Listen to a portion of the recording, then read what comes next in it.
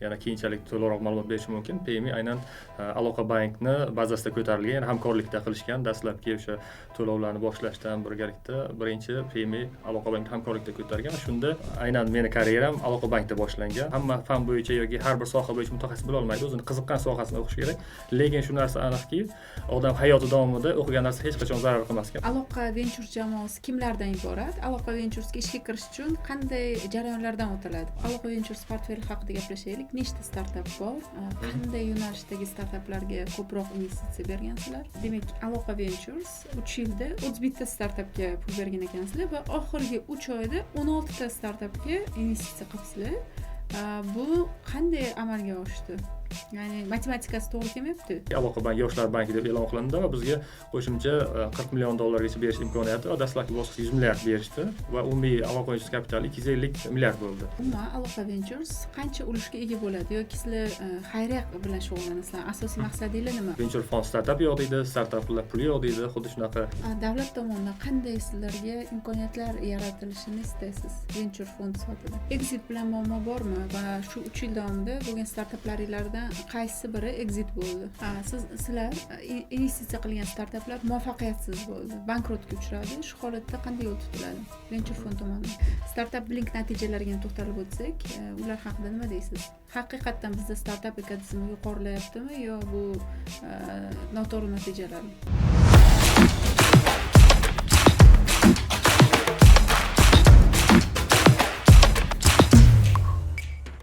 Assalomu alaykum. Bugun Pivot loyihasi doirasida bizning mehmonimiz Aloqa Ventures rahbari Suhrob aka G'aybullayev bo'ladilar. Xush kelibsiz. O'zingizni tanishtirishingiz mumkin.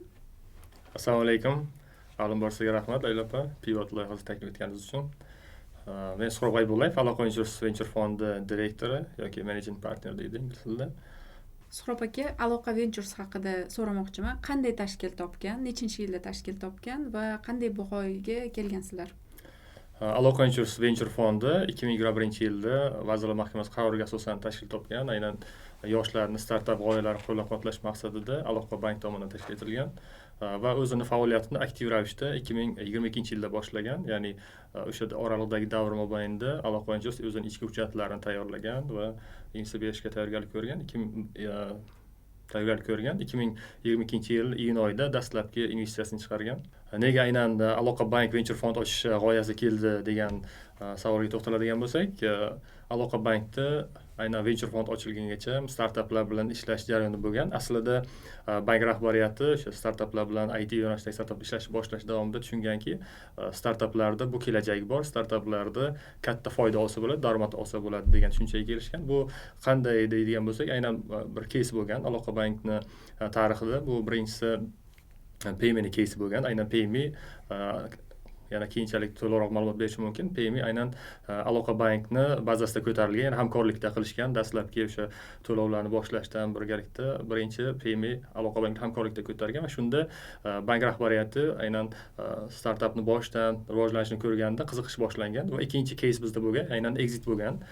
Aslida u paytda exit degan tushuncha qanaqa bo'lishini balki bilishmagandir, lekin aynan startapga bir g'oyaga pul tikib uni qisqa vaqtda, ya'ni 1,5 yil 2 yil ichida 8x ga sotishgan. Bu qanday desa, bu aynan payment aggregation system degan payment system bo'lgan. Payment sistemni to'lov tizimi bo'lgan. To'lov tizimini bank o'zi ko'tarib hamkorlikda uni qisqa vaqtda 8x ga sotgan va tushunganki, aynan shunaqa yo'nalishdagi g'oyalar va startaplarda katta daromad bor va bank o'sha venture ochishga qiziqib yurgan va bu aynan 2021-yilda 31-avgustdagi Vazirlar Mahkamasining 556-son qaroriga asosan keyin tashkil topgan.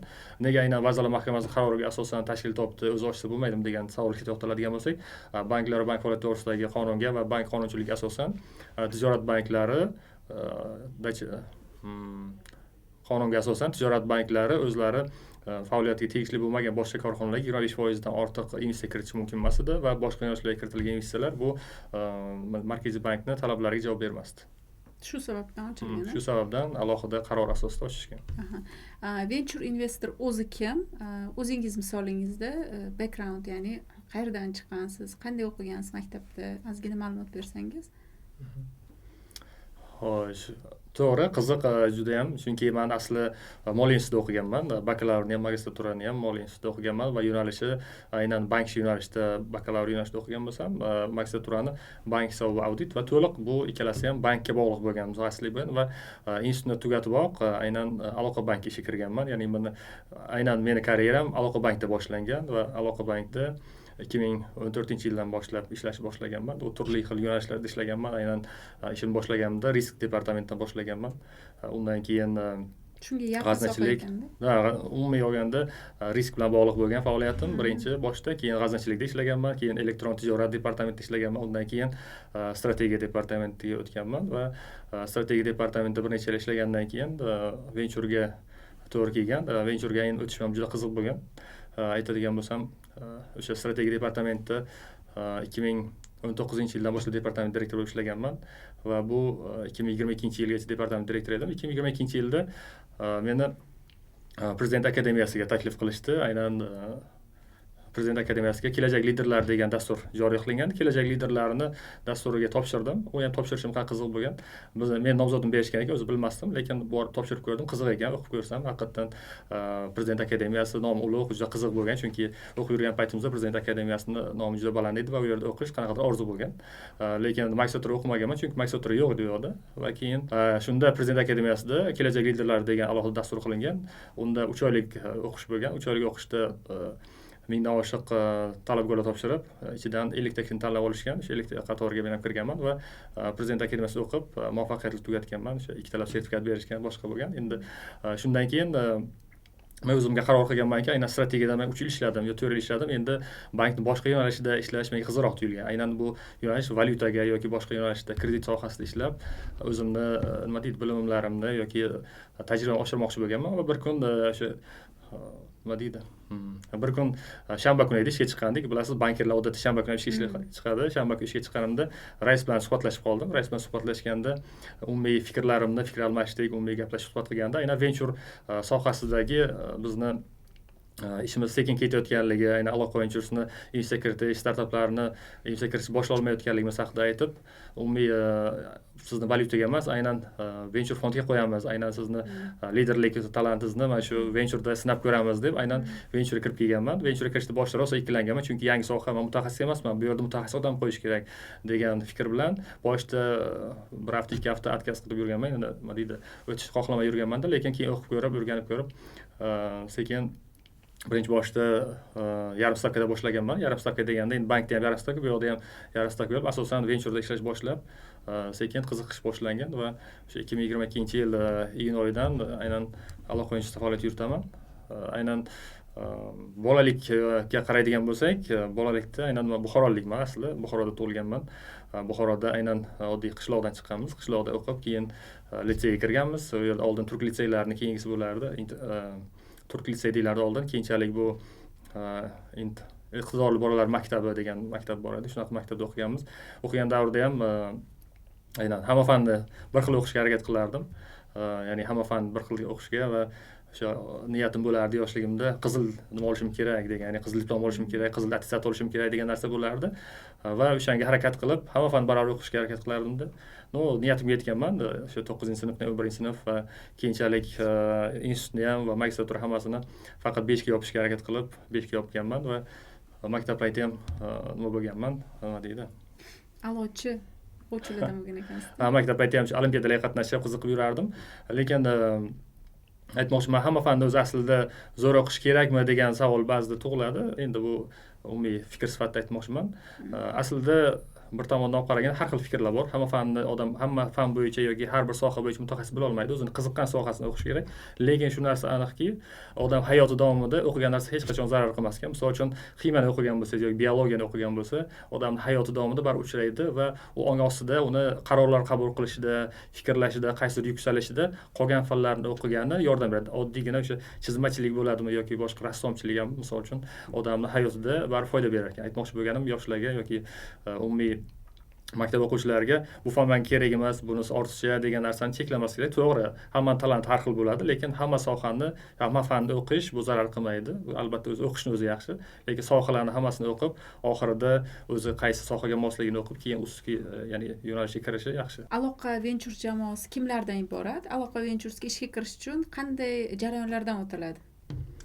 Qiziq, juda ham, chunki o'zi venture sohasi O'zbekistonga yangilik. Venture sohasi 2020-yillardan boshlab kela boshladi va oxirgi aynan 23-24-yillarda venture va startup ekosistemasiga alohida hukumat darajasida, prezident darajasida e'tibor boshlandi, lekin aslida siz aytganday u soha mutaxassislari O'zbekistonda yo'q edi, chunki soha mutaxassisi bo'lish uchun o'sha soha bo'lish kerak.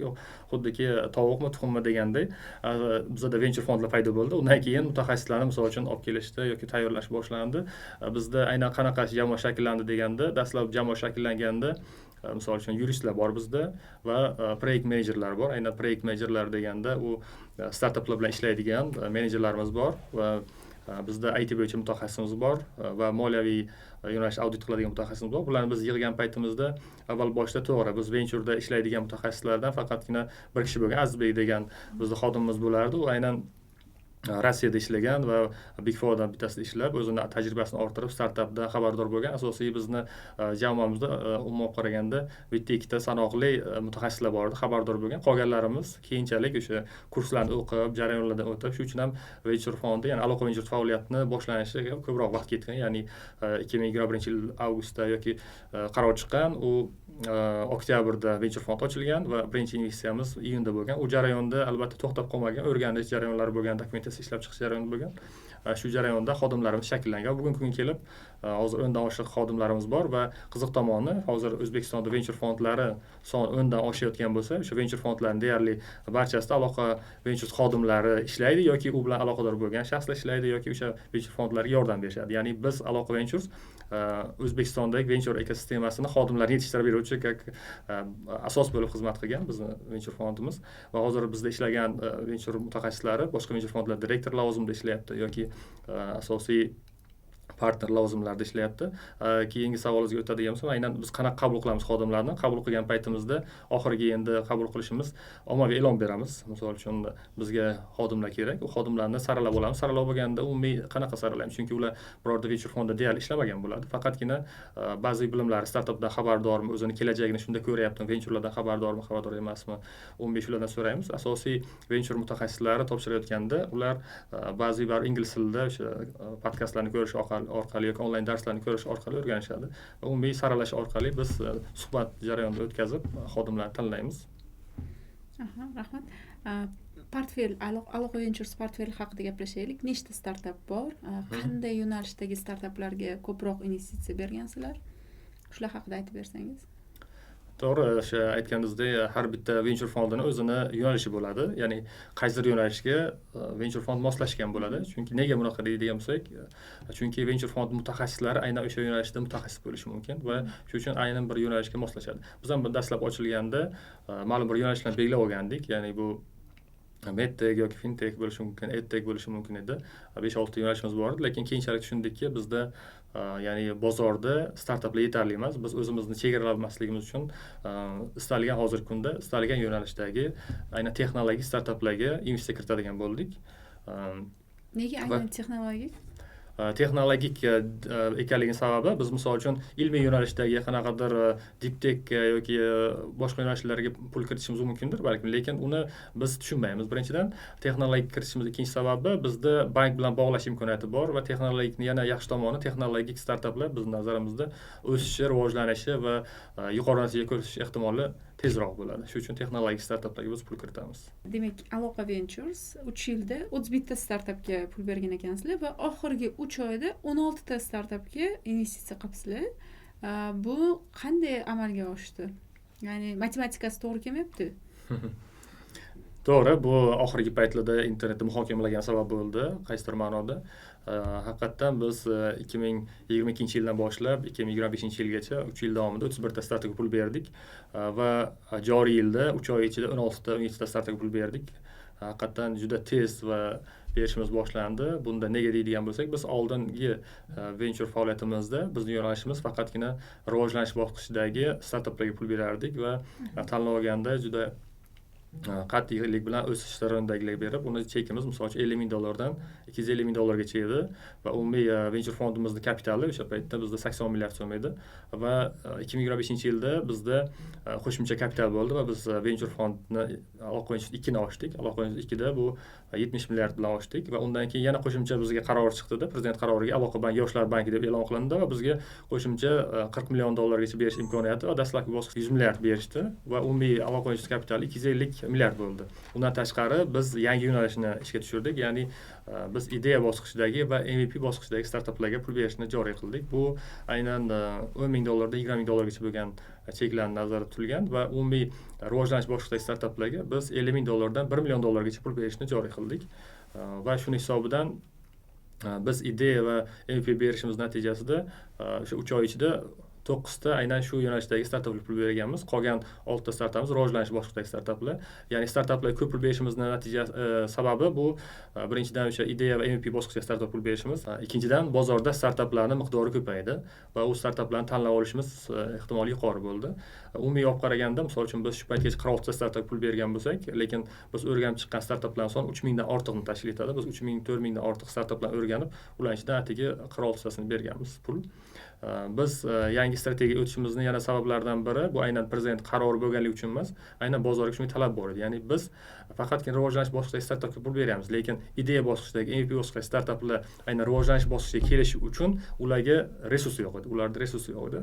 Ya'ni u agar o'zining puli bo'lsa yoki qanaqa imkoniyati bo'lsa, rivojlantira olardi. Bo'lmasa o'sha ideyaga qolib ketardi, ko'milib ketardi. Shu uchun biz buni ideya bosqichidagi va MVP bosqichidagi startaplarga dastlabki bosqichda pul berishni joriy qildik. Bu va o'zini effektini beradi deb umid qilyapmiz. Suhrob aka, mana Aloqa Venturesga bironta startap garaj orqali va boshqa yo'llar orqali sizlarga keldi deylik. Siz nimaga e'tibor berasizlar eng avvalo? Ya'ni foundergami yoki startapning prezentatsiyasigami yoki gapira olish qobiliyatigami nima muhim?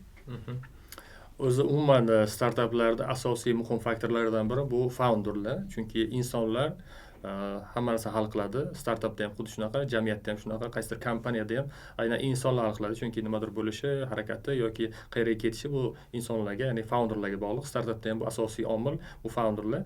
Xuddi shunday plug and play asoschisi bor, Said Amini. Undan so'raganda startapni tanlaganda nimaga e'tibor qarasan desa, 3 marta qayta founder degan. Ya'ni biz ham xuddi shunaqa, chunki bu bozorda isbotlangan, ko'rilgan va umumiy teoriy jihatdan ham, nazariy va amaliy jihatdan ham aynan founderlar muhim. Va ikkinchi e'tibor qaratadigan jihatimiz bu o'sha startapni yechayotgan muammosi, ideyasi qiziq. Ya'ni bu haqiqatdan jamiyatdagi qaysidir muammoni yechyaptimi yoki o'sha startapni berayotgan yechimiga bozorda talab bormi, ertaga u bozorga sota oladimi, bozor market size qancha va komandadagi boyagi marketni miqdori qanday, marketga qaraymiz va komandadagi ulushlar miqdoriga ham qaraymiz. Misol uchun asosiy CEO bo'lishi mumkin yoki ishni qiladigan odamda uni ulushi 10% bo'lishi mumkin, 5% yoki umuman ulushi bo'lmasligi ham mumkin.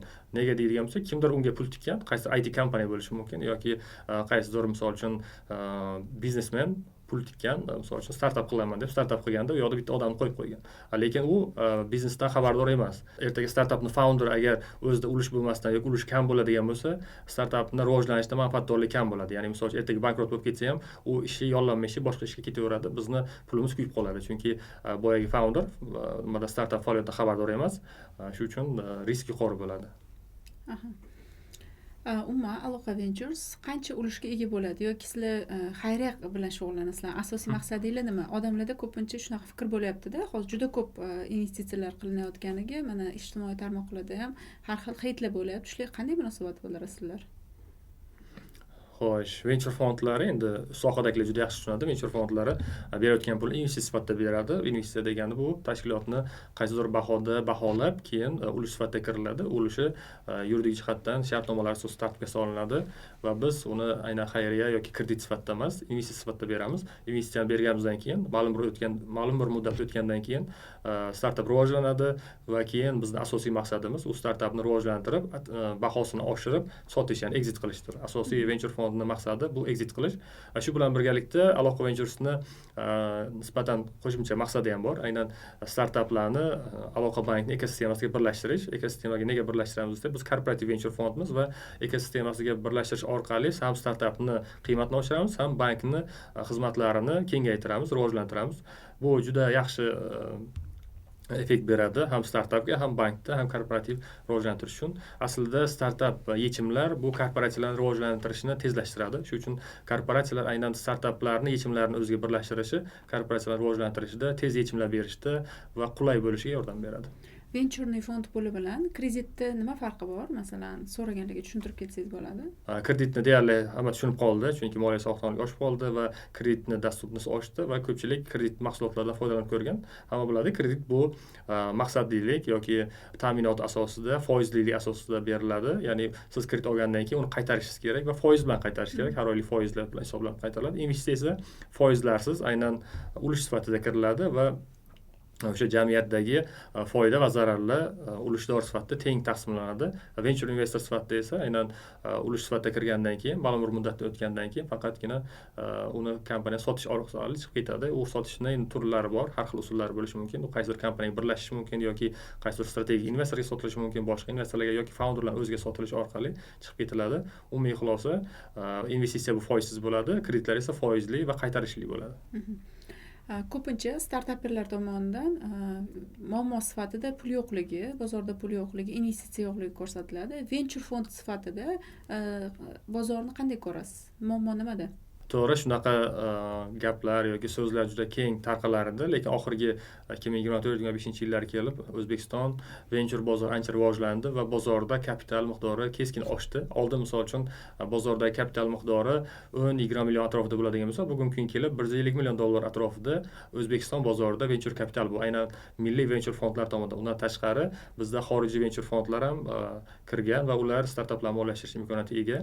Bugungi kunda meni fikrimcha O'zbekiston bozorida kapital bilan bog'liq, aynan venture kapital bilan bog'liq, investitsiya bilan bog'liq muammo mavjud emas.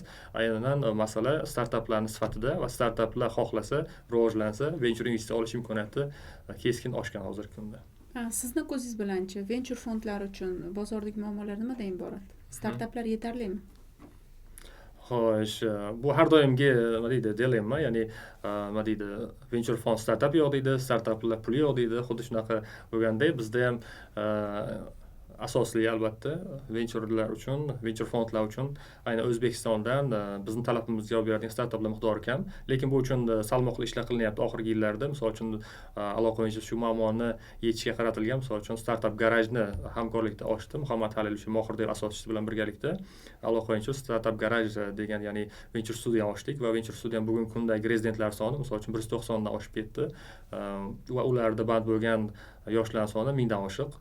Bu nima uchun kerak desa, bu venture studiya yoshlarni tayyorlab, ya'ni Aloqa Venturesga yoki umuman venture fondlariga startaplarni tayyorlab beradi. Ya'ni bizni talabimizga javob beradigan startaplarni chiqish ehtimolini kuchaytirish uchun qilindi. Lekin umumiy 2 yil oldingi tarixga olib qarasak, startaplar soni bir necha 10 barobarga oshdi desam xato qilmagan bo'laman.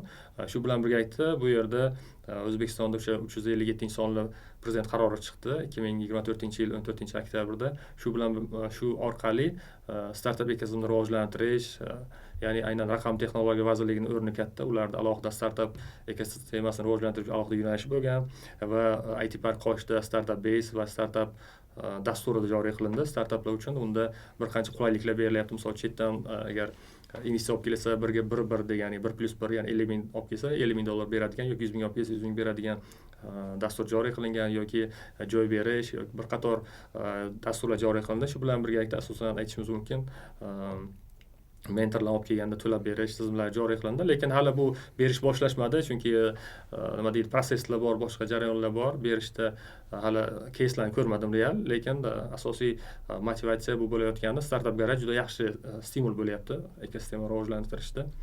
muammolarga yana to'xtaladigan bo'lsak, aslida muammolar juda ko'p edi. Aynan venture sohasidagi, startup sohasidagi muammolarning bir qismi, ya'ni ko'p qism desa ham bo'ladi, aynan 350 inson qaror asosida yechilishi, tartibga solinishi belgilandi.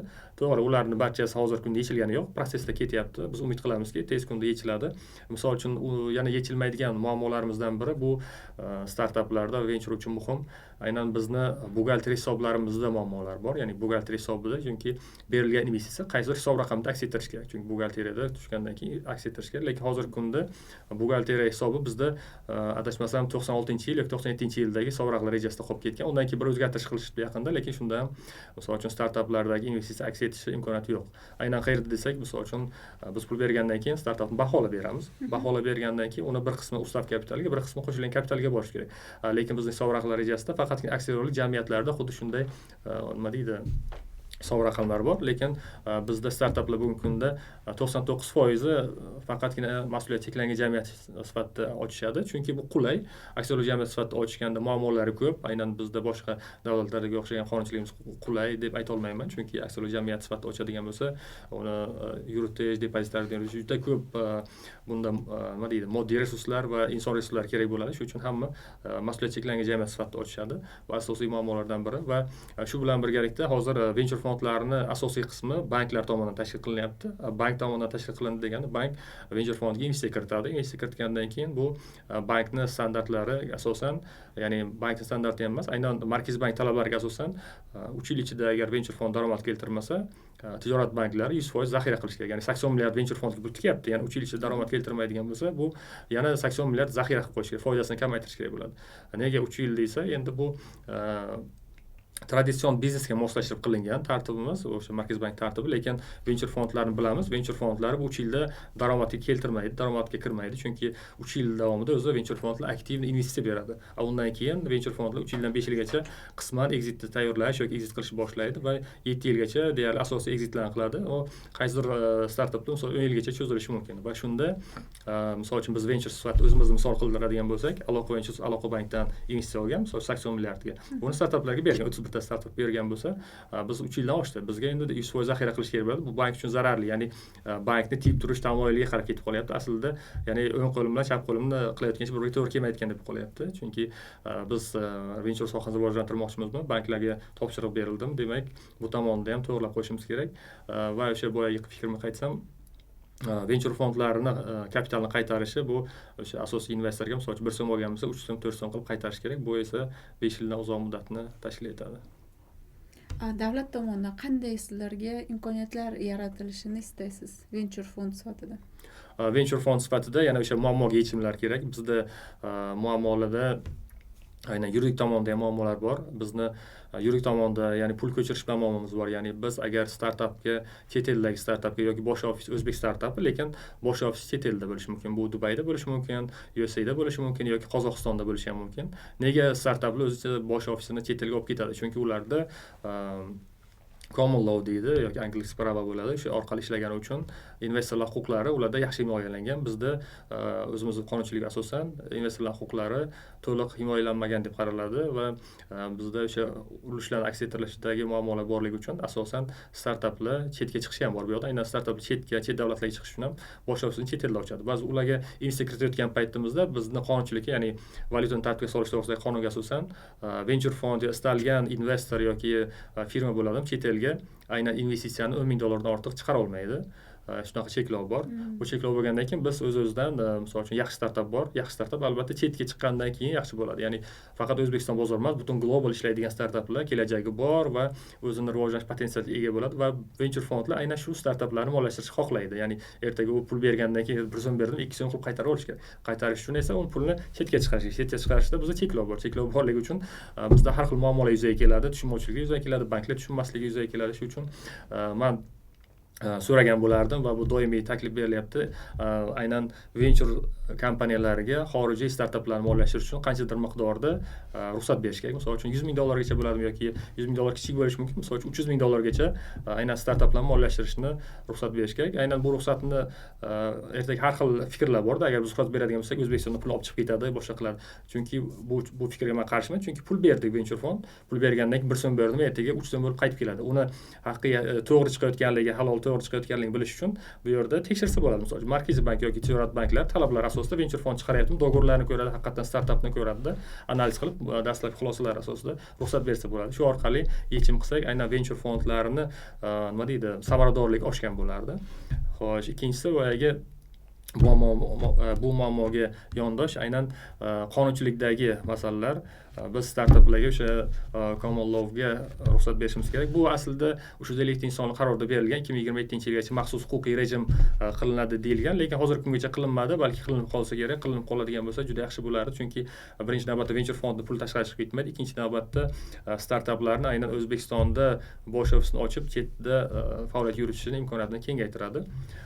Shuningdek, yana bir masala bor. Startaplarda asosiy og'riqli masala startaplar yechimlar qilish kerak. Yechimlar, ya'ni bozordagi muammodan kelib yechim qilishga, yechimni qilish uchun bizga danilar kerak, analiz qilish kerak, bozorni o'rganish kerak. Danilarni olishda yoki qaysidir produktni ishlab chiqdim, uni tekshirib ko'rish kerak. Tekshirib ko'rish uchun bizda sandbox yoki qumdon deb aytishadi. Shunaqa qumdonga yoki prototip qilishga nima bo'lish kerak, imkoniyat bo'lish kerak. Aslida bunga ham qaysidir ma'noda qonuniy yechimlar berilgan, lekin real hayotda buni amalga oshirish qiyin bo'lyapti.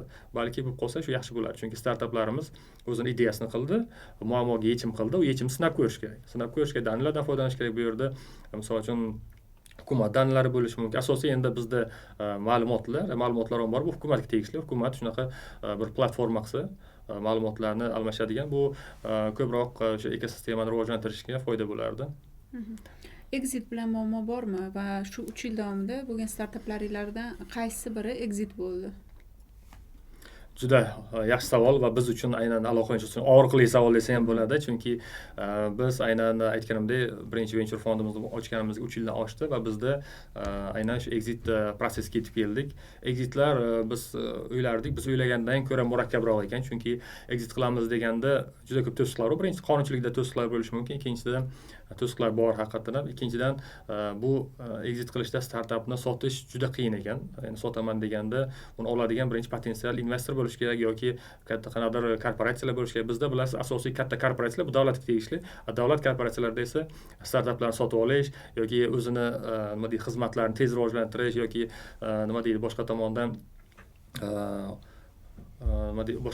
ko'proq foyda olish uchun, misol uchun qaysidir xizmatlarni joriy qilishga bo'lgan intilish yoki ularni KPIga kirmaydi. Shuning uchun ham bizni startaplarni exit qilishga yo biz xorijiy kompaniyalarga sotishimiz kerak yoki o'sha founderlar o'ziga sotishimiz kerak bo'ladi. Bizni кейsimizda bitta ikkita misol uchun startaplarimiz exitga tayyor, lekin exit bo'ladi degan holatimizda ham har xil muammolar kelib chiqadi. To'lovlar bilan muammo kelib chiqadi yoki boshqa tomondan qonunchilikda qanaqadir muammolar kelib chiqadi, lekin asosiy muammo bu yerda o'sha korporatsiyalarning startaplarga qiziqishi. Bu misol uchun banklar misolida olib qarasak, banklarni hozir bilasiz, deyarli hammasida mobil ilovasi bor. Hammasida mobil ilova bor.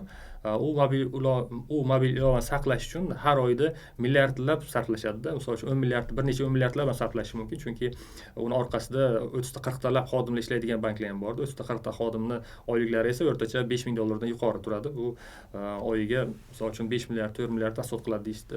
Asot qiladi degani, xarajat qiladi degani, ular ushlab turish qimmat. Uni o'rniga ular startaplarning yechimlaridan foydalanganda arzonga tushadi, misol uchun. Oddiygina o'sha mobil ilova bo'lishi mumkin yoki kredit berish jarayoni, scoring jarayonlari bo'lishi mumkin. Scoring jarayoni ham bizda hammasi banklar o'zi qiladi. Endi banklar misolida aytayman, bu bank emas, boshqa tashkilotlar ham bo'lishi mumkin, sotuv operatorlari ham bo'lishi mumkin. Misol uchun sotuv operatorlarida hammasi mobil ilova qilib super app qilmoqchi bo'lyapti. Aslida u super appni qilish qancha qimmatga tushadi, ertaga qanaqa unga foyda olib keladi degan narsalarni misol uchun hisoblab qo'yish kerak. Undan ko'ra meni fikrim startaplarni o'ziga integratsiya qilish orqali tezroq rivojlanishi mumkin va ko'proq daromad olishi mumkin va kam xarajat qilishi mumkin. Mana shu madaniyat sekin-sekin shakllansa, startaplarimiz exiti nisbatan oshadi deb o'ylayman. Sizlar investitsiya qilgan startaplar muvaffaqiyatsiz bo'ldi, bankrotga uchradi. Shu holatda qanday yo'l tutiladi venture fond tomonidan? To'g'ri, istalgan o'zi asli ventureni teoriyasiga asosan pul tikilgan startaplarning 90% gacha yaqini bu bankrot bo'lishi kuzatilgan. Bizni startap portfeliga qaraydigan bo'lsak, bizda hozirgi kungacha bankrot bo'lgan, ya'ni faoliyati fail bo'lgan startaplar mavjud emas, lekin nisbatan olib qaraganda qaysidir startaplarimizni bahosi biz kirgan paytga nisbatan 5-10 barobar oshgan bo'lsa, qaysidir startaplarimiz o'smagan holatda yoki qaysilardir orqaga ketgani ham bor. Ya'ni biz pul berganiga nisbatan to'xtab turibdi, o'zgarmayapti yoki qaysidir jarayonda o'zgardida nimadir muammo bo'lib yana pastga tushdi. Bu muammo bo'lganda, misol uchun kapital bilan bog'liq yoki bozor bilan bog'liq, bozorni noto'g'ri qilgan yoki founderlar bilan bog'liq muammolar tufayli startaplar rivojlanmagan bo'lishi mumkin, lekin hozirgi kunda bizning portfelda fail bo'lgan startaplar yo'q. Xo'sh, agar startaplar fail bo'ladigan bo'lsa ham biz investitsiya berganmiz, investor sifatida, venture investor sifatida u ertaga startapni umumiy audit qilamiz. Audit qilgan paytda agar u yerda sun'iy hech qanaqa bankrot qilish alomatlari bo'lmaydigan bo'lsa, biz founderlarga nisbatan yoki startapga nisbatan hech qanaqa moliyaviy talablar qo'ymaymiz. Lekin ba'zi holatlar bo'lishi mumkin, ya'ni tajribasizlikdan yoki qanaqadir boshqa g'oyalar ostida biz bergan pulni boshqa maqsadlarda, shaxsiy maqsadda bo'lishi mumkin yoki noto'g'ri sarflagan bo'ladigan bo'lsa, u yerda o'z-o'zidan huquqiy javobgarlik yuzaga keladi, moliyaviy javobgarlik yuzaga keladi va bu sud tartibida hal qilinadi. Lekin umumiy holatda, tabiiy holatda biz agar startap bankrot bo'ladigan bo'lsa, venture fondlar hech qanaqa qo'shimcha talablar qo'ymaydi. Hozirgi kunda juda ko'p venture fondlar ochilmoqda O'zbekistonda, lekin ulardan investitsiya haqida ma'lumotlar eshitmayapmizda. Shunga qanday fikrdasiz?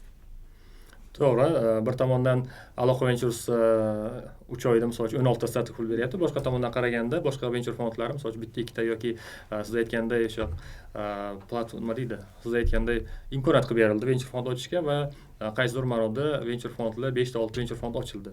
Venture fondlar ochildi, lekin ikkinchi tomondan uni ishini yo'lga qo'yish yoki startap pul berish jarayonlari sekin kechmoqda. Bizning fikrimizcha, ko'pchilikning fikri bo'yicha ham shunaqa. Chunki bu yerda muammolar bor. Mening nazarimda birinchi muammo bu xodimlar bilan bog'liq muammo. Chunki bozorda xodimlar cheklangan. Sizga aytganimdek, xodimlar bo'lmadi degani uni baribir investitsiya qiladigan, ventureni yuritadigan albatta xodimlar bilan bog'liq muammo bor. Ikkinchisi bu hujjatlashtirish, yuridik tomondan to'g'rilash bilan bog'liq muammolar bor. Qaysidir venture fondlar misol uchun MJ shaklida ochilgan. Uni ta'sischisi yagona bo'lishi mumkin. Ular endi yagona ta'sischini bilan kelishgan holda dokumentatsiya ishlab chiqadi. Ya'ni qaysi startapga pul beramiz, qancha miqdorda pul beramiz va buni qanaqa amalga oshiramiz, proseslar qanaqa bo'ladi degan kelishuvlarni amalga oshirgandan keyin pul berishni boshlaydi va keyingi muammo misol uchun bitta keysni ko'rsak bo'ladi. Aynan bitta venture fondida bir nechta ta'sischilar bor va ular pul tashlagan holda venture fond ochishgan. Bu venture fondni muammosi oddiy venture fondlarga nisbatan ko'proq bo'ladi. Nega deydigan bo'lsak, bizda qonunchilik nazarda tutilmagan. Ya'ni qonunchilikka asosan agar istalgan bu venture fond yoki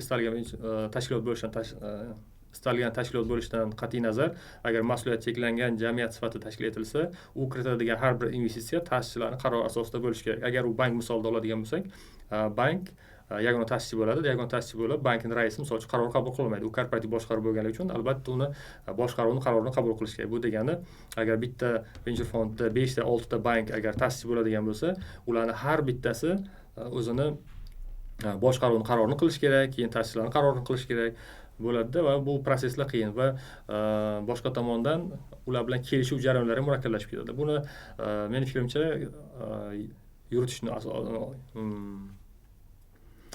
fikrimcha bu vaziyatga yechim sifatida aynan ko'pchilik investorlar yig'ilib venture fond ochadigan bo'lsa, bu ochilgan tashkilotni aksiyador jamiyat sifatida ochish kerak. Chunki MCJda boyaga aytganimdek, har bitta proses ta'sischining qarori bilan bo'lishi kerak. Agar u aksiyador jamiyat sifatida tashkil etilsa, qarorlarni kengash hal qilsa bo'ladi va kengash qaroriga asosan investitsiyalar bersa bo'ladi. Nisbatan boshqaruv va qarorlar qabul qilish jarayonlari yengillashadi. Aynan O'zbekiston misolidagi misol uchun venture fondga ham men shuni tavsiya qilgan bo'lardim. Uni aksiyador jamiyat sifatida ochsa agar ancha proseslar osonlashadi, yengillashadi. Davlat venture fondlari orqali mana investitsiya kirityapti. Davlatga qanday foyda bo'ladi? Umuman davlat fondlari bilan, venture fondlari bilan xususiy fondlarning farqi nimada va afzalliklari nimada deb o'ylaysiz? To'g'ri, birinchi savolingizga qaytadigan bo'lsam, aynan venture fondlar davlat uchun nima kerak, ya'ni nima uchun davlat pul beryapti degan savolingizga qaytsak, aynan O'zbekiston misolida asosiy venture fondlarni egasi bu davlat hisoblanadi. Ya'ni davlat banklari yoki davlat korporatsiyalari orqali hozir venture fondlar ochilyapti. Endi bizda xususiy venture fondlardan 2 ta 3 tasi bor, lekin ular miqdori juda kam. Qozog'istonda olib qarasak agar xususiy venture fondlarning miqdori juda keng. aynan davlat uchun nima beradi deydigan bo'lsak, aynan statistikaga qaraydigan bo'lsak, Amerikadagi eng katta top kompaniyalarni asosiy qismi, ya'ni 70-80% VC-backed, ya'ni ular vaqtida venture fondlar tomonidan moliyalashtirilgan korporatsiyalar yoki kompaniyalar hisoblanadi. Bu degani venture moliyalashtirilgan innovatsiyalar kompaniyalar kelajakdagi o'sha davlatni ko'taradigan darajada katta korporatsiyalar bo'lishi mumkin. Misol tariqasida keltiraman. O'zbekistonni 2024-yildagi yalpi ichki mahsuloti misol uchun $115 milliard tashkil etadi. Lekin olib qarasangiz agar Amerikadagi top kompaniyalar, misol startaplarni olib qarasak, valuationi $1 trillion balandda, misol uchun. Va yana qiziq, hamma ishlatadigan misol Instagramni ko'p misol keltiraman. Instagram misol uchun 2010-yilda founderlar tomonidan rasm almashish uchun tashkil etilgan va 2 yil davomida shunday rivojlanganki, 2012-yilga kelib $1 milliard sotilgan, Meta kompaniyasiga sotilgan. Bu degani 2 yilda $1 milliard qiymat yaratyapti. $1 milliard qiymatga sotyapti. Ya'ni unicorn qilib sotishyapti. Xuddi shunaqa O'zbekistonda ham yoki boshqa davlatda ham bo'lishi mumkin. Agar biz traditsion rivojlanadigan bo'lsak, ya'ni biz o'sha har doimgidek neft gazga yoki qaysidir ishlab chiqarishga yoki boshqalarga pul tikadigan bo'lsak, ularni rivojlantirish orqali 10%, 5% rivojlanamiz va unda ularni boshqarish, kengaytirishga ko'p resurs ketadi, boshqa muammolar juda ko'pda. Agar biz startap qiladigan bo'lsak, startapga pul tikadigan bo'lsak yoki startapga e'tibor qaratadigan bo'lsak, birinchidan jamiyatdagi muammolar yechiladi, ikkinchidan ular qisqa muddatda juda ko'p miqdordagi qiymat yaratadi. Qiymat yaratadi deganda, uni orqasida iqtisodiyot yuradi, uni orqasida ishchilar ishlaydi, misol uchun davlatga soliq to'laydi, shu orqali davlat manfaatdor bo'ladi. Yana shu yerda misol uchun O'zbekistonda ham shunaqa startaplar bormi degan miqdorga qaraydigan bo'lsak, savolga qaraydigan bo'lsak, O'zbekistonda ham xuddi shunaqa keyslar paydo bo'lishni boshladi. Bu juda quvonarli va odamni xursand qiladi. Misol uchun bizni O'zbekistonda aynan to'lov tizimi bilan bog'liq bo'lgan startaplar bor. Ular haqiqatan qisqa muddatda juda katta qiymatga ega bo'lgan kompaniyalar, korporatsiyalar yaratdi. Bu misol sifatida aytishimiz mumkin, Payme bo'lishi mumkin, yoki Click bo'lishi mumkin, Paynet bo'lishi mumkin, yoki shunga o'xshagan fintech kompaniyalar bor. Qisqa muddatda misol uchun 10 yil ichida necha million dollarlik kompaniya yaratishdi. Bu kompaniyaning orqasida esa birinchidan soliq to'layapti, davlatga soliq to'layapti. Misol uchun 20 millionlab aholi uni xizmatlaridan foydalanyapti. O'zi eslab ko'ring, misol uchun bundan 5 yil oldin odamlar oddiygina nima deydi, kommunal to'lovlarni to'lash uchun yoki qaysidir to'lovni amalga oshirish uchun kartadan kartaga pul to'lash bankda soatlab, kunlab ochilib turganlar ham bo'lgan, navbatga turganlar bo'lgan. Chunki shunchalik ko'p navbat bo'lganda, misol obeddan keyin borsangiz, kechgacha ulgurmagan holatlar ham bo'lganda, aynan shunaqa holat. Lekin shu narsani startaplar, ya'ni fintechlar yechyapti. Siz nima deysiz, sekundlarda sizni ishni hal bo'lib ketyapti-da, misol uchun. Bu aynan jamiyat uchun ham yaxshi, davlat uchun ham yaxshi deganda. Shu uchun ham startaplar davlat uchun juda muhim. Ya'ni startaplarga e'tibor qaratilishi bu davlatni rivojlantirishini ta'minlaydi deb o'ylayman. Xususiy fondlar va davlat fondlari bilan farqlari haqidagi qismiga ham javob bersangiz. To'g'ri, xususiy va davlat fondlarini taqqoslaydigan bo'lsak, agar obyektivni taqqoslaydigan bo'lsak, ko'pchilik nazariyasida va mening nazarimda ham albatta xususiy fondlar samaraliroq bo'ladi. Chunki xususiy fondlar nega samarali bo'ladi desak, ular pulni jigardan beradi. Aslida biz ham aloqa o'yinchisi ham davlatni fondi yoki nisbatan aloqa bank, davlat bank orqali kelgan desak ham, lekin biz ham imkon qadar harakat qilamiz bu startaplar o'rganib xolis berishga, lekin частный fondlar baribir nisbatan ustunlikka ega. Ular startaplarni bergan paytda kuyunib beradi va ko'proq ishonch orqali nima deydi, kelajakka ishonib, misol uchun yoqmasa bermaydi. Misol uchun biz ham shunaqa qilamiz, lekin bizda baribir pul o'zimizga bo'lmagani uchun qaysidir holatlarda xatolar qilishimiz mumkin. Lekin xususiy fondlar ehtimoli kam bo'lganda ham deyarli bermasligi mumkin. Lekin bizda uni xatolar o'tib qolishi mumkin. Lekin aslida biz ham xato qilmaslikka harakat qilamiz, lekin xususiy fondlarda nisbatan samaradorligi yuqori bo'ladi va shu bilan birgalikda aytishim mumkin, xususiy fondlarni O'zbekistonda miqdori kam, lekin Qozog'istonda ko'proq. Nima qilish kerak ko'paytirish uchun desa, misol uchun metodikalar bor, tasdiqlangan. Agar xususiy fond ochadigan bo'lsa, davlat unga sherikchilikda kirishi mumkin. Misol $1 million misol uchun xususiy tadbirkor yoki kimdir xususiy fond ochmoqchi, unga davlat yana $1 million qo'shimcha kapital berishi mumkin, ya'ni boshqarish uchun berishi mumkin-da. Shu orqali rivojlantirish mumkin deb o'ylayman. Bir necha odamdan iborat xususiy fondlar ham tashkil etilishi mumkinmi? Masalan, bitta odam emas, 100 ta odam qanchadir miqdorda pul tashlab xususiy fond tashkil qilish holati. bir necha odam qo'shilib xususiy fond ochishi mumkin, lekin bir necha yuzlab odam ochishni to'g'risini bilmayman. Uni ochadigan bo'lsa boshqaruvda muammolar bo'lishi mumkin. Bu ko'proq crowdfundingga o'xshab ketadi. Undan ko'ra o'sha crowdfunding qilib, misol uchun loyihalarga pul yig'adigan platforma qilish qulayroq. Aynan misol uchun 10 kishi yoki 5 kishi qo'shilib, jismoniy shaxs bo'ladi yoki yuridik shaxs bo'ladi, farqi yo'q. Uni xususiy venture fond ochishi mumkin. Startup Blink natijalariga ham to'xtalib o'tsak, ular haqida nima deysiz? Haqiqatdan bizda startup ekotizimi yuqorilayaptimi yo bu noto'g'ri natijalarmi? To'g'ri aytasiz, yaqinda 2024-yil yakunlari bo'yicha Startup Blink natijalari e'lon qilindi. Unda O'zbekiston 98-o'rinni tashkil etdi, ya'ni startup ekosistemasi va startup muhiti bo'yicha. U yerda qarasak agar istoriyasi ham keltirilgan, O'zbekistonning unda oldingi yillardagi o'rni 100 dan ortiq bo'lgan, ya'ni 114, 111 shunaqa bo'lganda va 24-yilda 98-o'ringa tushgan va Toshkentning shaharlar ichidagi o'rni 340-o'ringa tushgan. Bu juda yaxshi holat deb ko'rsatilgan. Aynan u yerda xulosalari umuman yozib ketilgan xulosasida ham aynan ijobiy baholangan va O'rta Osiyoda misol uchun bizdan oldingi o'rinda Qozog'iston turadi, 74mi, 76-o'rinda turadi va biz 98. Undan oldin o'tgan yilgi natijada misol uchun Qirg'iziston bizdan oldinda edi va biz nisbatan yuqori reytingga ko'tarildik. Haqiqatdan bu xolismi deydigan bo'lsak, men o'zim fikrim bo'yicha bu juda ham xolis, ya'ni xolis degan o'rinli deyish mumkin. Aynan O'zbekistonni haqiqatdan oxirgi 1 yil ichidagi startup ekosistemidagi holat juda yaxshilandi.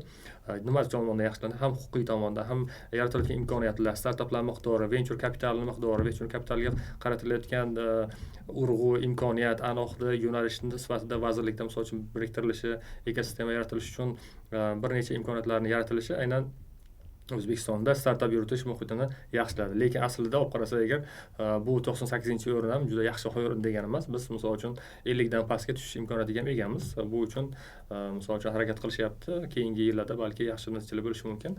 Va Startup Blinkni qarasak, u yerda 2-3 yillik statistika keltirilgan. Asosan shu birinchi o'rinda har doimgidek Amerika Qo'shma Shtatlari, Britaniya, Izrail va shu kabi davlatlar turadi va u yerda oxirgi menimcha adashmasam Malayziyadagi holat ancha 2-3 pog'ona yuqori ko'tarilgan. Aloqa Ventures portfelidagi startaplarda o'xshashlik darajasi qanday? Ya'ni bir xil sohadagi startaplarga investitsiya qilasizlarmi? Bu muzokarali holat. Aslida bizni strategiyamiz va maqsadimizga asosan bir xil startaplarga pul kiritmaymiz. Lekin ba'zi holatlar bor, o'xshash bo'lishi mumkin, lekin aslida ularning yechimlari bir-biridan farq qiladi. Ya'ni HR yo'nalishi ham juda keng bo'lib ketdi hozirgi kunda. Misol uchun oldin biz qaraganda umuman tushunmasdik, misol uchun yoki bilmasdik. HR bu bitta yo'nalish, lekin HR tech yo'nalishida ham juda ham ko'p yechimlar qilingan. Shuning uchun HR yo'nalishida misol uchun bir nechta yechimlarimiz bo'lishi mumkin, lekin biz harakat qilamiz bir xil bir-biriga to'g'ridan-to'g'ri mos keladigan startaplarga bermaslikka, chunki konflikt interes ertaga startaplar biz yordam berishga yoki rivojlantirishga bir-biriga konflikt bo'lib qolishi mumkin. Shuning uchun aynan bir-biriga to'g'ridan-to'g'ri mos keladigan startaplarga pul bermaslikka harakat qilamiz. Lekin venture, ya'ni men o'zimning shaxsiy fikrim, tasavvur qiling, biz bitta startapga pul berdik. Bir startapga pul berdik, lekin ma'lum bir muddat o'tdi, misol 3 oy o'tdi, 6 oy o'tdi, undan ko'ra yaxshiroq bir potensial yuqori bo'lgan startap keldi. Shunda venture fondni, ya'ni venture fond nima qilish kerak? Pul berish kerakmi, bermaslik kerakmi degan holat bordi. Aslida venture fond maqsadi exit bo'lgani, daromad olishga qaratilganligi uchun, misol uchun bersa bo'ladi deb o'ylayman, lekin nisbatan startaplarga yondashuv jihatdan noto'g'ri. Lekin bu nima deydi? Savolli holat. Umuman olganda venture strategiyasi daromad olish bo'lgandan keyin yaxshi startap kelsa, yaxshisiga berish kerak deb o'ylayman. Xuddi shu savol sal boshqacharoq beraman. Xalqaro startaplarga nisbatan qanday fikrda bo'lasiz? Masalan, xalqaro startaplarga Aloqa Ventures pul kiritadimi? Bizni portfelga qaraydigan bo'lsak ham, bizni 30% portfelimiz aynan xalqaro darajada ishlaydigan, ya'ni founderlar xorijiy fuqarolar bo'lgan startaplar hisoblanadi. Biz nega aynan ularga berganmiz deydigan bo'lsak, xuddi shunaqa biz ularda global ishlash imkoniyatini va global kengayish imkoniyatini ko'rganmiz va kelajakda ularni qiymati, narxi bir necha barobar oshishiga biz iymonimiz komil, ya'ni ishonchimiz komil bo'lganligi uchun pul kiritganmiz va istoriyada va tariximizda bizni amaliyotimizda ko'rsatyaptiki, haqiqatdan o'sha xalqaro ishlaydigan startaplarni exit qilish imkoniyati va ularni rivojlanish potensiali nisbatan yuqoriroq va biz chet el startaplariga, xorijiy startaplarga berganda nisbatan qattiqroq qaraymiz O'zbekistonga nisbatan, chunki biz chetga beryapmiz, uni yaxshi bilishimiz kerak, haqiqatdan ishonchimiz komil bo'lib zo'rligini bilsakkina pul beramiz. Ya'ni nisbatan O'zbekiston startaplariga nisbatan xorijiy startaplar bizni talablarimiz yuqoriroq va kuchliroq o'rganishga harakat qilamiz. Mana har xil muammolarni aytib o'tdingiz. Endi mana gapimizni oxirida 3 ta eng hal qilinishi kerak bo'lgan muammolarni ta'kidlab o'tsangiz, shuni ko'rsatib ketardik. Venture fondi uchun eng qiyinchilik keltirayotgan muammolarni yana bir bor aytib ketsangiz. Muammolar yuqorida ham aytdik, yana umumiy xulosa qilib aytadigan bo'lsak, birinchida o'sha startaplar uchun kerak bu sandbox masalasini hal qilish kerak. Ikkinchidan bizni venture fond uchun kerak ventureni huquqiy asoslari, ya'ni venturedagi hozir faoliyatimiz bizni huquqiy tomondan himoyalanmagan yoki tartibga solinmagan, uni tartibga solish kerak. Uchinchi masala bu venture fondlar tomonidan xorijiy startaplarga to'g'ridan-to'g'ri investitsiya chiqarish imkoniyatini yaratib berishi bu ancha muhim muammolardan biri. Hozirgi kunda mana shu xorijiy startaplarga investitsiya chiqarishni qanday qonuniy yo'llar bilan qilyapsizlar? Tak. Xo'sh, hozirgi kunda biz xorijiy startaplarga pul chiqarish uchun aynan ularni ofisini O'zbekistonga ochtiryapmiz. O'zbekistonda ular o'zini ofisini ochadi va biz O'zbekistondagi filialiga investitsiya kiritib beryapmiz. Investitsiya kiritish orqali ularni bosh ofisdan ulushni olyapmiz. Aynan O'zbekistonga pul chiqaramiz. Ya'ni chetga chiqarolmagani uchun ularni O'zbekistonga taklif qilyapmiz. O'zbekistonda firma ochyapti, O'zbekistonga pul tashlab berish orqali biz bu vaziyatdan chiqyapmiz. Lekin aslida startaplar uchun ham, venture uchun ham to'g'ridan-to'g'ri o'sha xorijga pul chiqarish qulayroq. Demak, qonunchilikka mana shu o'zgarish kiritilsa, venture fondlar rivojlanishiga yana bitta qadam bo'lar ekan. Xuddi shunday. Surob aka, savol so'ramoqchi bo'lganim, mana venture fond sifatida, davlat venture fondi sifatida sizlarga qandaydir KPI beriladimi? Masalan, yil davomida 50 ta startapga pul kiritishingiz shart deganga o'xshagan. Aslida shu paytgacha bizda KPI yo'q edi, chunki bu aslida KPI qo'yish ham noto'g'ri, chunki KPI qo'yildi degani sifat buziladi degani. KPI qo'yilsa, biz majbur bo'lamiz KPI ni bajarish uchun qaysidir startaplarni o'tkazib yuborishga majbur bo'lamiz va shu paytgacha bizda misol uchun KPI qo'yilmagan, aynan o'zimizga mos kelgan, ya'ni o'zimizga deganda aynan venture fondni, aloqa venturesini strategiyasi, yo'nalishlariga mos kelgan startaplarga pul beramiz va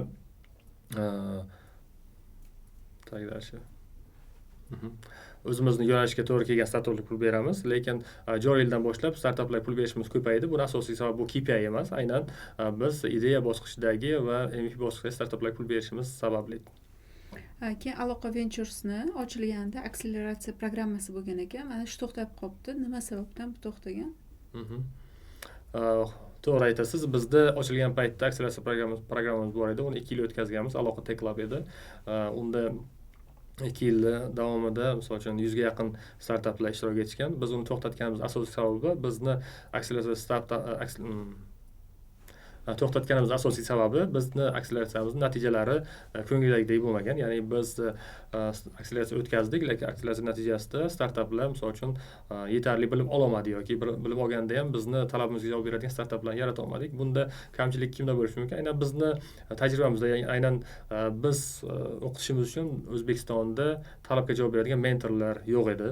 Chunki startapni kim o'rgatadi, nima o'rgatadi? Uni biladigan odam o'rgatish kerak. Ya'ni oldin startap qurgan, qaysidir etaplardan o'tgan odamlar startaplarni kamchiligini ko'rish kerak, u bilan ishlash kerak, trekerlar bo'lish kerak, mentorlar bo'lish kerak, ular ishlash kerak edi. Lekin bizda O'zbekistonda shunaqa kerakli trekerni topolmaganmiz yoki chetdan olib kelishga qanaqadir imkoniyatimiz bo'lmagan va umumiy Aloqa Tech Lab'ni natijalari Aloqa Venturesni qoniqtirmagan. Shuning uchun biz akseleratsiya qilishni to'xtatdik va hozirgi kunda misol uchun qayta tiklashga ehtiyojimiz yo'q, chunki bizda O'zbekistonda hozirgi kunda xususiy akseleratorlar paydo bo'ldi. Bu juda yaxshi holat va yana shuni aytish mumkinki, bizda hozir O'zbekistondagi yana muammolardan biri bu mentorlar va trekerlar. Ya'ni mentorlar va trekerlar bu aytganimdek tajribali, aynan startap sohasida yoki venture sohasida o'zini bilimiga ega bo'lgan, qanaqadir startaplar qurgan odamlarni tajribasi yetmaydi bizga.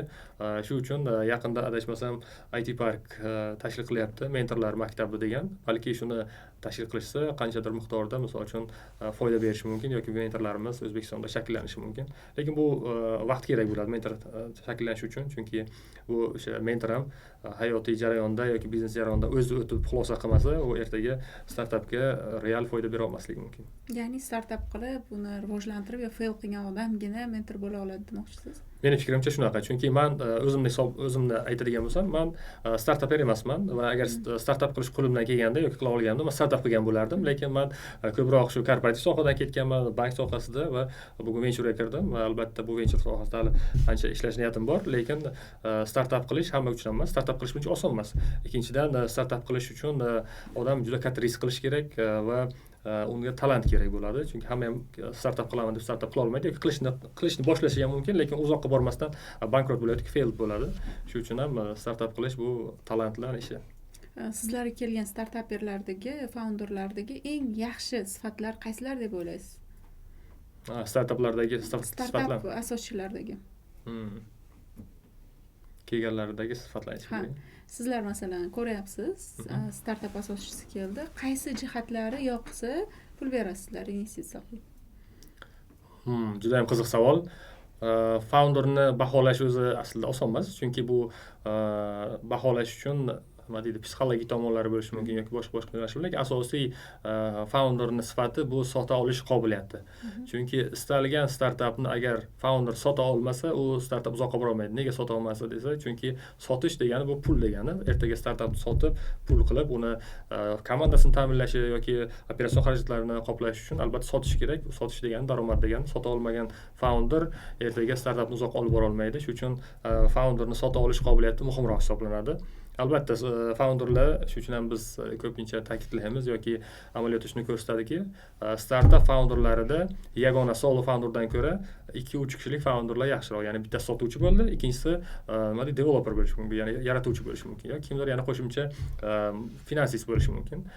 Chunki finansistni ko'pchilik aytadi yoki aytmaydi. Finansist muhimlik tomoni ertaga startapga misol uchun $100,000 puli bor, ertaga qancha daromad qiladi, bu $100,000 to'g'ri islatilishi, qayerda qanaqa ishlatishni bilmaydigan bo'lsa, u uzoqqa bora olmaydi. Xuddi shunaqa bizda keyslar ham bo'lgan. Aynan startap puli bor, misol uchun $1 million puli bo'lishi mumkin, lekin o'sha $1 million qachongacha yetadi, qayerga ishlatish kerak, shuni to'g'ri ishlatmaydigan bo'lsa, to'g'ri sarflamaydigan bo'lsa, unda ham o'sha startapda moliyaviy muammolar kelib, nima deydi, fail bo'lishi mumkin, bankrot bo'lishi mumkin. Shuning uchun moliyaviy savodxonlik juda muhim hisoblanadi. Startapni baholashda valuationni qanday amalga oshirasizlar? Aynan Aloqa Ventures. Valuationni o'zi aslida ventureda ko'p narsalar savolli, chunki aytganimdek, bu qonun bilan tartibga solinmagan va venture sohasini aynan qolipga ham hisoblanmaydi. Aynan valuation, ya'ni baholash bu juda murakkab jarayon. Baholashda misol uchun har xil multiplikatorlar bor. Multiplikatorlar endi qachon amal qiladi? Qachonki startap bu sotuvlari bor, qanaqa darajaga erishgan va oylik tushumlari bo'ladigan bo'lsa, biz multiplikator ishlatishimiz mumkin. Ya'ni multiplikator deganda misol uchun qaysidir yo'nalishdan kelib chiqib, qaysi sohadagi startaplikdan kelib chiqib, misol uchun oyiga $10,000 topadigan bo'lsa, o'rtacha $10,000 misol uchun 1 yillik topiladi. Ya'ni 1 yilda bu qancha taxminiy daromad topishi mumkin va 1 yilligini misol uchun odatda yo'nalishga qaraydi. Endi 10 ga ko'paytirsak, misol uchun $10,000 topadi. 1 yilligi misol uchun $120,000 bo'ladi. Startapni bahosi misol uchun 1,200,000 yoki 1,5 milliongacha baholasa bo'ladi deb aytish mumkin. Yoki 100,000 topadigan bo'lsa, 12 million, $10 million atrofida baholasa bo'ladi. Lekin ikkinchi tomoni bor. Agar startap u daromadlari kam bo'lishi mumkin. Misol uchun tasavvur qiling, $1000 endi daromad topyapti yoki nima deydi? G'oya stadiyasida. Yoki g'oya darajasida bo'lishi mumkin. $1000 topadigan startapni misol uchun $100,000 baholab bo'lmaydi, chunki uni $1000 topayotgani bilan u yerda founderlar bor yoki produktni kelajagi yoki finansiy planlari ahamiyatli hisoblanadi. Chunki biz uni $100,000 ga baholab 50,000 beradigan bo'lsa 50% olib qolamiz. Venturelar uchun ham yuqori doliya olish, ya'ni ulush olish qiziq emas. Biz kichikroq ulush olib startapni rivojlantirishda manfaatdormiz. Ayni aytmoqchi bo'lganim, ideya bosqichidagi va MVP bosqichidagi startaplarni baholash ko'proq subyektiv tomonga bog'liq, ya'ni u project manager yoki o'zaro kelishuv asosida bo'ladi. Albatta bu MVP darajasida, ideya darajasida yoki o'sha monthly revenuesi bor bo'lgan kompaniyalarni ham umumiy ko'rsatkichlar bo'yicha baholash chiqariladi va ikki tomon kelishadi. Xuddi bozorga kelishganda kelishadi. Misol uchun venture fond 10 million deyish mumkin, founder esa 15 million deyish mumkin. Ikkalasi keyin kelishgan holda bitta nuqtaga kelishadi va ikkinchi tomoni bor, ya'ni bizni holatlarda kuzatib turadi. Ba'zi bir venture fondlar bo'ladi. Misol uchun lead investor deyiladi, asosiy investor bo'ladi. U bahoni belgilaydi, qolgan investorlar unga qo'shiladi. Ya'ni bitta raundda investorlar bir xil bahoda kiradi. Misol uchun 10 million bilan siz 5 million bilan kira olmaysiz, chunki hamma bir xilda kiradi. U yerda asosiy narxni lead investor belgilaydi, bosh investor belgilaydi. Startaplarga investitsiya kiritgandan keyin ularni qanday tekshirasizlar? Masalan, startaper moliyaviy savodxonligi past bo'lib yoki o'sha pulga qiziqib ketib, uy-joy qilib tashlamasligiga qanday garantiyalar bor? To'g'ri, buni tekshirishda bizda joriy qilingan chorakda bir marta monitoring qilamiz. Ya'ni monitoring qilganda ularni moliyaviy ma'lumotlarini olamiz va o'sha har bitta biriktirilgan proyekt menejerlari o'sha proyektni o'rganib, finansiy tomonni, balanslari, moliya natijasi yoki bank oborotlarini o'rganadi yoki o'zidagi ma'lumotlarni olib, solishtirib, suhbat qilib, shunda monitoring qiladi. Undan tashqari biz proyekt menejerlariga har bittasiga loyihalar biriktirilgan, u loyihalar bilan o'sha har kunlik, misol uchun muammolari bo'ladigan bo'lsa, gaplashib turishadi yoki qanaqadir yechimlari, suhbatlar yoki takliflar bo'ladigan bo'lsa, doimiy muloqotda bo'lib turishadi. Shu orqali nazorat qilamiz. Rahmat Suhrob aka, kelganingiz uchun. Startaperlarga qandaydir maslahatlaringiz bo'lsa, aytib ketishingiz mumkin. Ya'ni sizlarga investitsiya pul olish niyatida yurgan startap asoschilarimiz bo'lsa, bizni kuzatishyapti.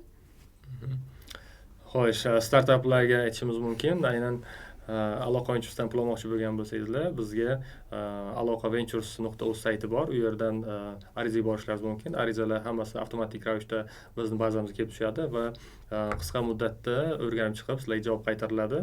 Albatta startaplarni, misol uchun, mana bu kategoriyaga tushadiganlar pul oladi deb aytib bo'lmaydi, chunki startapni ko'rmasdan turib, uni founder bilan gaplashmasdan turib, biz xulosa qila olmaymiz yoki ayta olmaymiz, chunki aytganimizdek asosiy bu yerda startapni founder bo'ladi, undan keyin produkti bo'ladi. Har bitta startapga individual yondashuv qilinadi. Yondashuv qilmasdan turib, misol uchun, mana shu kategoriyaga tushadigan startapga pul beramiz deb ayta olmaymiz. Shu uchun qiziqqanlar yoki startaplar bor bo'lgan startaperlar bizni Aloqa Ventures sayti orqali o'zlari arizalarini yuborishlari mumkin va biz ular bilan muloqotga kirishamiz va ko'rib chiqamiz. Rahmat katta. Savollaringiz bo'lsa, kommentariyda qoldirishingiz mumkin. Suhrob akaga yetkazamiz va javob olasiz. Sog' bo'ling, salomat bo'ling. Rahmat, taklif qilganingiz uchun rahmat.